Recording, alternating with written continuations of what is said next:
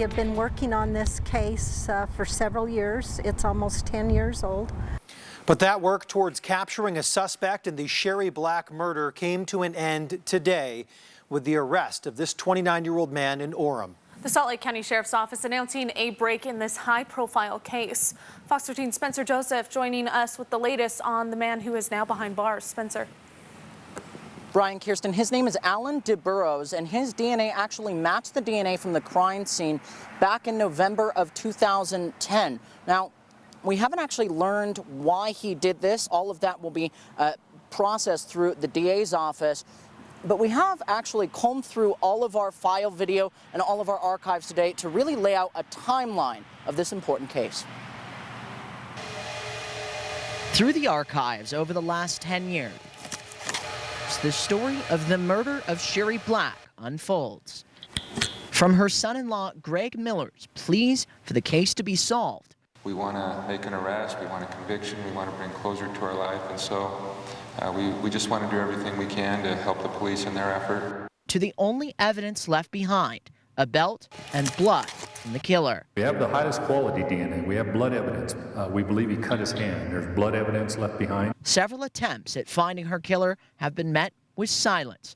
DNA evidence came up short, and even a foundation was started to help solve cold cases in her name. Our hope is that by collaborating and bringing more experts into the effort that we'll be able to move the case forward. But her murder on November 30th, 2010 remained a mystery for 10 years. That was until Saturday. This morning we made an arrest in the Sherry Black cold case, and that individual was booked into jail just a couple of hours ago. Salt Lake County Sheriff Rosie Rivera announcing the case had finally closed, ending in the arrest of this man, 29-year-old Alan DeBurrow, who had been 19 at the time of the murder.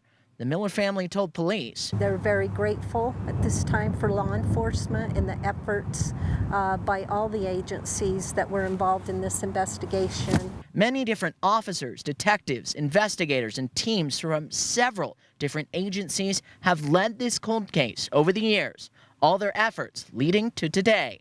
To be able to come here today and say we've made an arrest. And for Sheriff Rivera, this was a great accomplishment. We're just so grateful that we have the ability to do these type of cases and follow them through. Right now, police aren't releasing a motive for DeBurrow's alleged murder, but after 10 years, this case has finally come to a close. There's always somebody that knows something, and you know, we want the families to know that we work these cases diligently.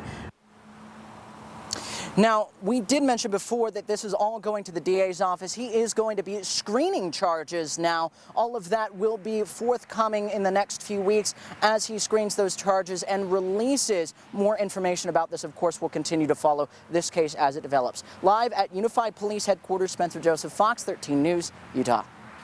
Spencer, thank you. Sheriff Rosie Rivera also speaking out today that they have several other cold cases, some dating back several decades.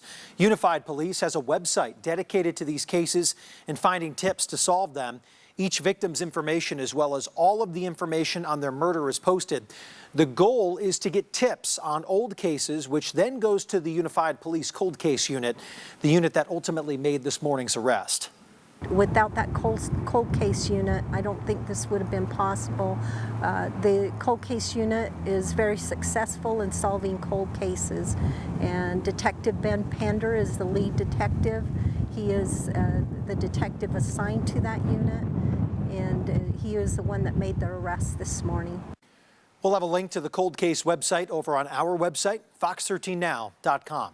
Fox 13 News also spoke with retired Unified Police Deputy Chief Chris Bertram about tonight's developments. Now, Bertram was a captain when this murder happened, and he says he actually teaches classes about this case every semester to his students at Salt Lake Community College, and that the hard work by detectives in this case will be analyzed for years to come. And so this was a good example of a cold case, a homicide case that, needed to be solved and was today, which, I, again, as an academic now, it will be very interesting as we start to move forward to see, what was it that he did, who this person is, what the investigative techniques were that brought him into custody today. Of course, we will continue to follow the latest updates on this case, both on air, online, and on our website and social media pages.